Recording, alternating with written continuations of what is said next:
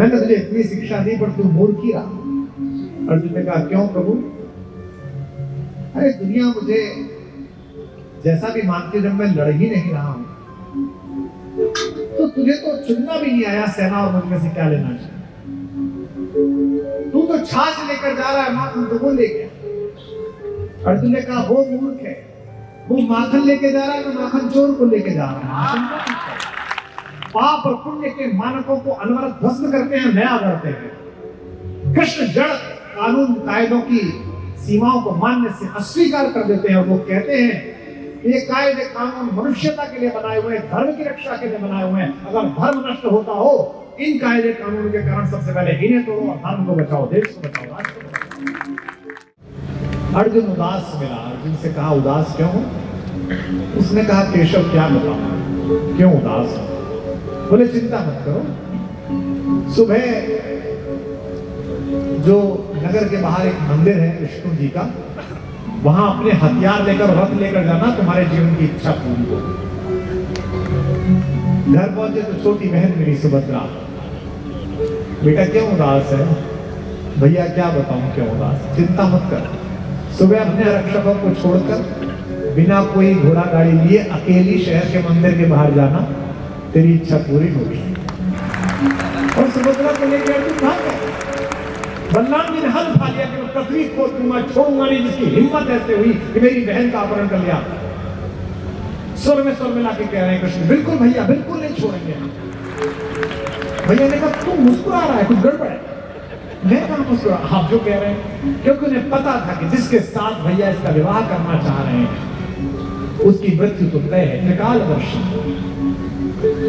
वे सभी असंभव कामों के नायक थे। महाभारत में एक ऐसे व्यक्ति से झूठ बुलवा दिया जिसकी पूरी प्रतिष्ठा ही सत्य बोलने में थी, जिस पर सब विश्वास करते थे ये तो सच बोलेगा, उससे झूठ बुलवा दिया। वो भला आदमी धर्मात्मा कहलाता, उससे कह दिया कि बोलो अश्वत्थामा व्रत, क्योंकि द्रोणाचार्य जी ने कह दिया था कि जिस पल मेरे बेटे की मृत्यु का समाचार मिल जाएगा उस पल में अपने हथियार छोड़ दूंगा। और गुरुदेव जब तक नहीं मरेंगे तब तक युद्ध नहीं जीता जा सकता। युद्ध अर्थात एक नीच का नाश नहीं हो सकता, जगत में सुशासन की स्थापना नहीं हो सकती। राजनीतिक तौर तरीके से देखो, ये सांसद जी बैठे, इनकी पार्टी में राम और कृष्ण के दो युग चले हैं। पूज्य अटल बिहारी वाजपेयी जी तक इनकी पार्टी का राम युग था।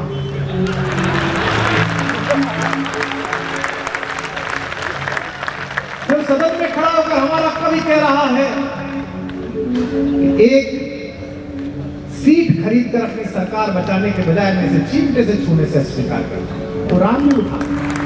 एक नया वाला है जो कह रहा है एक सीट छोड़, मैं पूरा इधर ले आऊंगा,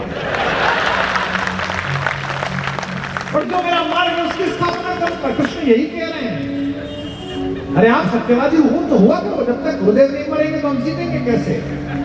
तो अपनी ही सेना का एक हाथी जिसका नाम अश्वत्थामा था उसे मार दिया और कहा कि बोलो अश्वत्थामा मर गया। युधिष्ठिर ने कहा अश्वत्थामा मृतः, जब बोला नरोवा कुंजरोवा उससे पहले बजा दिया।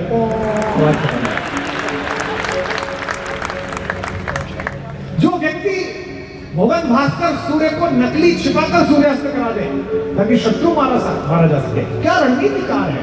दुर्भाग्य है कि आज से 7-8 शताब्दी पहले सूफी आंदोलन की आंधी में योगेश्वर कृष्ण को, रणनीतिकार कृष्ण को नाचने गाने वाला और कपड़े ले जाने वाला बना दिया गया। दुर्व्याख्या के विषय से कृष्ण की अवधारणा को मूर्छित किया गया। हम कुछ नहीं कर रहे, हम उस दुर्व्याख्या के विष की मूर्छा को हटाने का काम कर रहे हैं, केवल ताकि असली कृष्ण बता सके। अर्जुन ने कहा कि जब तक इसको मार नहीं दूंगा जयद्रथ को, तब तक संध्या से पहले नहीं मार दिया तो चिता सजा लिया। सूरज छिप गया, अर्जुन ने चिता सजा लिया और 7 पर्दों के पीछे बैठा हुआ जयद्रथ चिता के आगे डांस करने लगा। जब नृत्य करने लगा और अर्जुन की चिता के ऊपर अर्जुन बैठ गया, तुरंत सूर्यास्त हटा के सूर्य को वापस प्रकट कराया। पूरे सामने खड़ा है मार कृष्ण, अपने परम भक्त और उनके प्रति सदैव श्रद्धा से विनत रहने वाले पितामह भीष्म के सामने जो एक नपुंसक शिखंडी को खड़ा कर दे ताकि बाण चलाया जा सके, उसका नाम कृष्ण है, वह कृष्ण है। जो अपने भक्त के मान के लिए अपने मान को विगलित कर ले उसका नाम कृष्ण। जब युद्ध प्रारंभ हुआ तो दोनों के दोनों मांगने के लिए गए। दुर्योधन भी मांगने गया और अर्जुन भी मांगने गया। दुर्योधन ने कहा मुझे अपनी, भगवान ने कहा कि दो चीजें हैं, मैं हूं और एक मेरी 18 अक्षौणी सेना है, क्या मांगते हो? दुर्योधन ने कहा सेना दे दो। लेकिन आप लड़ेंगे तो फिर कैसे होगा? भगवान ने कहा मैं नहीं लड़ूंगा, मैं शपथ उठाता हूं कि पूरे युद्ध के दौरान मैं हथियार नहीं उठाऊंगा। दुर्योधन लालची आदमी था, पाप सदैव लालची होता है। उसने कहा ठीक है अगर ये लड़ेगा ही नहीं फिर किस काम का है, सेना दे दो। जब भगवान को अपने रथ में बिठाकर द्वारिका से हस्तिनापुर की तरफ अर्जुन आ रहे थे तो भगवान ने पीछे बैठकर कहा अर्जुन मैंने तुझे इतनी शिक्षा दी पर तू मूर्ख ही रहा। अर्जुन ने कहा क्यों प्रभु? अरे दुनिया मुझे जैसा भी मानती जब मैं लड़ ही नहीं रहा हूं तो तुझे तो चुनना भी नहीं आया सेना और मुझमें से क्या लेना चाहिए। तू तो छाछ लेकर जा रहा है, माखन तो वो ले गया। अर्जुन ने कहा वो मूर्ख है, वो माखन लेके जा रहा है, मैं माखन चोर को लेके जा रहा हूं। और वो पूरा युद्ध चुराया हुआ है, वो कृष्ण का चुराया हुआ है। कृष्ण की नीति, धर्म नीति कैसी है इस पर मैं फिर जब कभी 3-4 दिन योग्य स्थिति होगी तो बोलूंगा। आज तो एक दिन में तो क्या बोल। कृष्ण के जीवन के 4 पक्ष हैं, कम से कम 4 दिन तो लगे। एक दिन छोटे कृष्ण है, बालक कृष्ण है, एक दिन प्रेमी कृष्ण है, एक दिन मित्र कृष्ण है, एक दिन रणनीतिकार कृष्ण है, एक दिन राष्ट्रवादी कृष्ण है जो राष्ट्र की संकल्पना को बड़ा करते हैं। सब पर एक एक दिन बोला कृष्ण पाप और पुण्य के मानकों को अनवरत ध्वस्त करते हैं, नया करते हैं। कृष्ण जड़ कानून कायदों की सीमाओं को मानने से अस्वीकार कर देते हैं और वो कहते हैं ये कायदे कानून मनुष्यता के लिए बनाए हुए हैं, धर्म की रक्षा के लिए बनाए हुए हैं। अगर धर्म नष्ट होता हो इन कायदे कानून के कारण सबसे पहले इन्हें तोड़ो और धर्म को बचाओ, देश को बचाओ। इसीलिए शताब्दियां बीत गई हैं, सहस्त्राब्दियां बीत गई हैं। कृष्ण का बाटपन, उनका अनूठा व्यक्तित्व आज भी जगत के आकर्षण का विषय है। और केवल उनका चरित्र नहीं, उनकी भाषा, उनका कहा गया। मेरा बड़ा सौभाग्य है कि आज मैं मोक्षदा एकादशी के अगले दिन यहां बैठा हुआ हूं। कल ही गीता जयंती थी। उन्होंने जो पुस्तक बोल दी है, कह दिया युद्ध में खड़े होकर, वो विश्व की सर्वश्रेष्ठ पुस्तक है। मुंबई में हमारे ही पैसों से फिल्म स्टार बने हुए लोगों के इंटरव्यू को भी देखिए। हिंदी फिल्मों से पैसा कमाएंगे, हमारे ही टिकट से हीरो बनेंगे। उनसे पूछा जाए आपकी सर्वाधिक प्रिय फेवरेट 3 किताबें कौन सी हैं, तो पता नहीं अंग्रेजी में कौन सी किताब बोलते हैं, उनको समझ नहीं आती। फलां किताब, ऐसा लगता है कॉकरोच का नाम ले रहे हैं कुछ। मैंने उनको कभी बोलते नहीं सुना, लेकिन जो युवा यहाँ आए, बच्चे यहाँ आए, बच्चियाँ आई, इनसे कहता हूँ सब किताब अच्छी है, सारा ज्ञान स्पृहणीय है, सबका स्वागत करो। लेकिन जीवन में अपनी युवता में, युवावस्था में केवल 2 किताब पढ़ लोगे तो तुम्हारे विश्व विजय होने की संभावना 1000 गुना हो जाएगी। एक श्री रामचरितमानस और एक श्रीमद् भगवद गीता, ये 2 पुस्तक पढ़ लीजिए।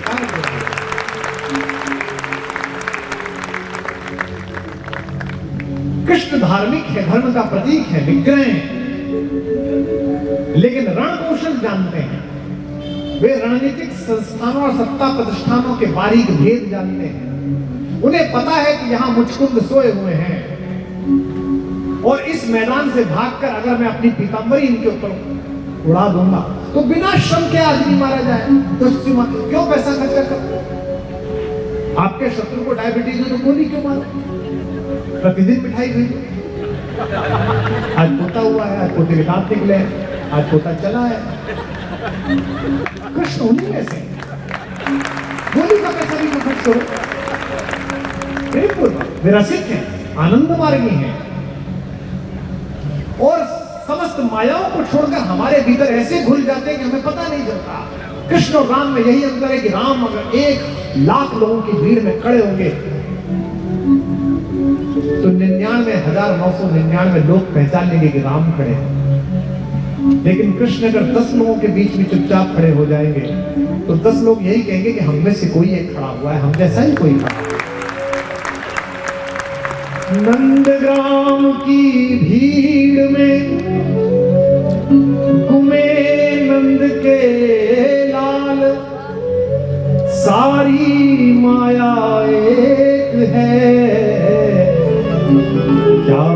मोहन क्या हुआ, तो एक जैसे दिखाई देते।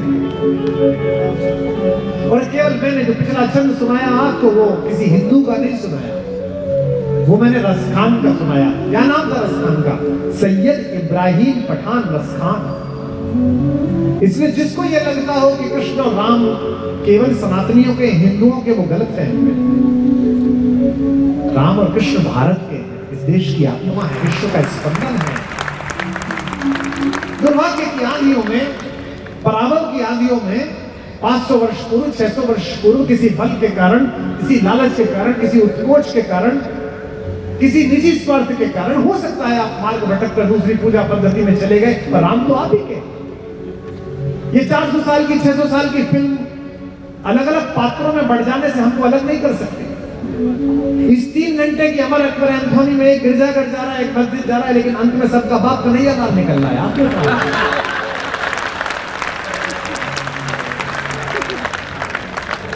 इसलिए नाम सबके हैं। इसलिए मैंने आपको रसखान सुनाया। अकबर की एक पत्नी थी ताज की। आपने ये ना सुना होगा, सुना हो तो मेरे इस अहमन्यता को क्षमा करिए। अकबर की एक पत्नी थी, उसका नाम था ताज बीवी। वो मक्का मदीने जाने वाली थी जियारत के लिए, जैसा कि हमारे इस्लाम मानने वाले दोस्त जाते हैं।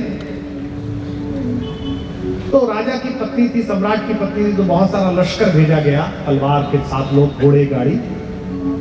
जब मथुरा के पास से निकली, वृंदावन के पास से, तो देखा कि सैकड़ों लोग कन्हैया कन्हैया गाते हुए जा रहे हैं। तो उसने पालकी में से मुंह निकाल के अपने वजीर से पूछा कि ये लोग कहाँ जा रहे हैं। तो वजीर ने कहा कि बेगम साहिबा, इधर हिंदुओं का छोटा खुदा रहता है। तो ताज बीवी ने कहा छोटा खुदा, हमारे तो एक ही इनके का छोटा बड़ा है, चलो देखते हैं। वजीर ने कहा लाओ मेरा बोल, ये ना करना। बोले क्यों? बोले लोग कहते हैं बड़ा छलिया है, जिससे एक बार नजर मिली वो फिर यही रह जाता, जाता नहीं है कहीं। ताज बीवी कविताएं लिखती, कवि स्वभाव से ही विद्रोही होते हैं। ताज बीवी ने कहा अगर तुम मुझे ये ना बताते तो मैं ना जाती, लेकिन तुमने बताया तो मैं जाऊंगी। बिहारी जी के मंदिर ताज बीवी पहुंची। हमारे मंदिरों में ये तो है ही नहीं कि आप दूसरे धर्म को मानते तो नहीं आ सकते। हम तो कहते सर्वे भवन्तु, सबका सुख हो, मेरा भी हो, आपका भी हो। ताज बीवी आई, दृष्टि मिली कन्हैया से, और इतिहास गवाह है अभी कुछ वर्षों का, 500 वर्ष पुराना इतिहास है। ताज बीवी फिर मक्का मदीना न गई, वहीं रह गई, और आज भी वृंदावन में ताज बीवी की कब्र यमुना के किनारे है, जोगन बन गई, कृष्ण के प्रेम में पागल। कैसा है कन्हैया? ताज बीवी कह रही है, मैं नहीं कह रहा। कृष्ण हमारी अवतार परंपरा के सबसे परिष्कृत संस्करण है। पश्चिम से बात करिए तो पश्चिम कहता है, अभी कहा पश्चिम ने 100 साल पहले, कि प्रकृति जल से प्रारंभ हुई, अमीबा सबसे पहले आया। और हमारे गांव के मंदिर में पुराण पढ़ने वाले पंडित जी ने 2000-3000 वर्ष पहले बताया कि ईश्वर सबसे पहले मछली बनकर आया, मत्स्यावतार। मछली जल में तैरती है, जीवन जल से शुरू हुआ, ये भारत ने बताया। पर 1000 वर्ष की पराधीनता ने, पराभव ने हमारी चेतना को इतना कुंठित, इतना छोटा, क्षुद्र कर दिया है कि हमको लगता है कि जो भी मंगलकारी है, जो भी श्रेष्ठ है, वो विश्व में किसी और जगह घटित हो रहा है, हमारे यहाँ घटित नहीं हो रहा है। हमने विश्व को बताया कि जीव शुरू हुआ जल से, मत्स्यावतार, वो केवल जल में रह सकते हैं।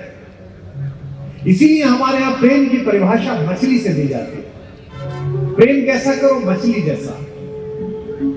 जल में तो सांप भी रहता है, जल में तो कछुआ भी रहता है, जल में तो हंस भी रहता है, लेकिन जल में भी रहता है, जल के बाहर भी निकल आता है। ये प्रेम नहीं हुआ। लेकिन मछली एक बार जल से निकाल दीजिए, या तो जल में रहोगी या मर जाओगी। प्रेम ऐसा ही होना चाहिए।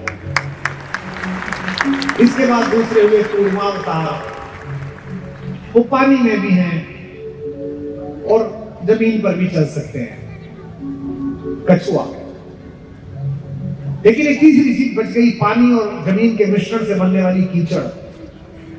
तो संशोधित हुआ अवतार हमारा और वराह अवतार पैदा हुए, जो तीनों जगह चल सकते हैं।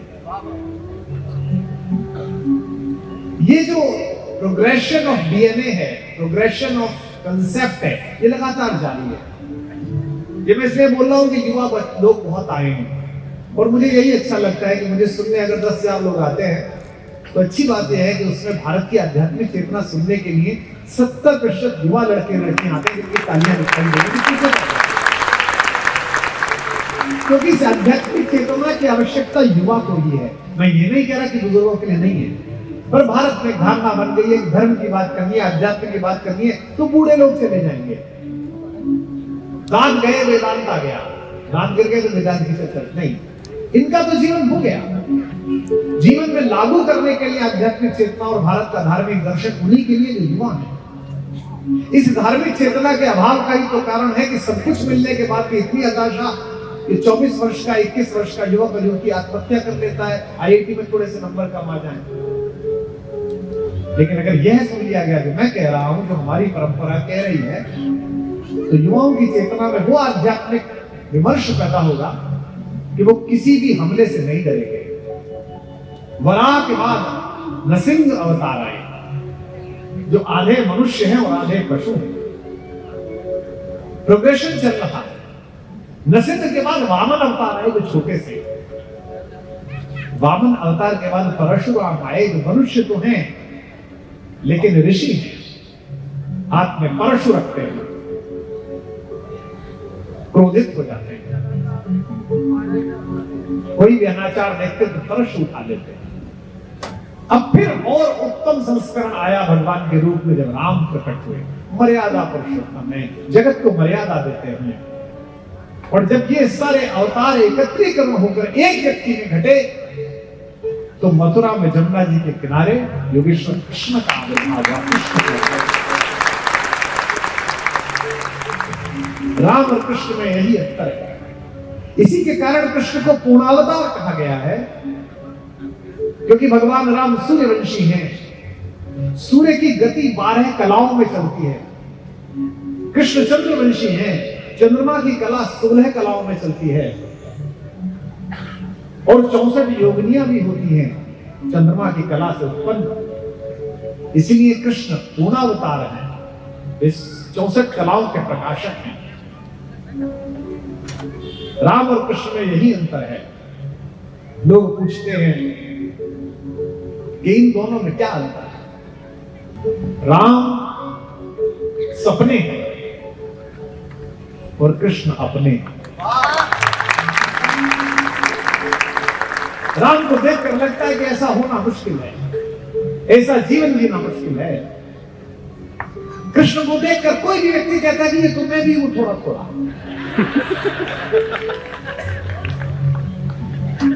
थाने में पकड़ा गया चोर भी कहता क्यों पकड़ रहे, उसने भी तो चुराया। प्रेम में पागल कोई व्यक्ति कहता मैं पहला पागल हुआ हूं, क्या वो भी पागल हुआ था। लेकिन दोनों में अद्भुत अंतर। और मैं आज अपने अपने राम कहने वाला व्यक्ति श्याम पर बोल रहा हूं, तो मैं दोनों के मध्य खड़ा होकर बोलूंगा। राम जगत में आए हैं तो जगत में लीन हो गए।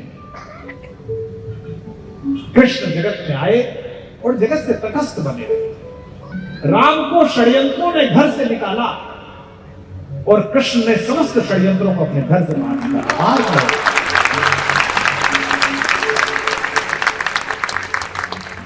75 वर्ष इस देश का राम पर्व था, जब इस देश की हिंगलाज भवानी के क्षेत्र को षड्यंत्रों ने घर से निकाल दिया। आज सरहद पार है हमारी माता, एक पीठ हमारा वहां पर है।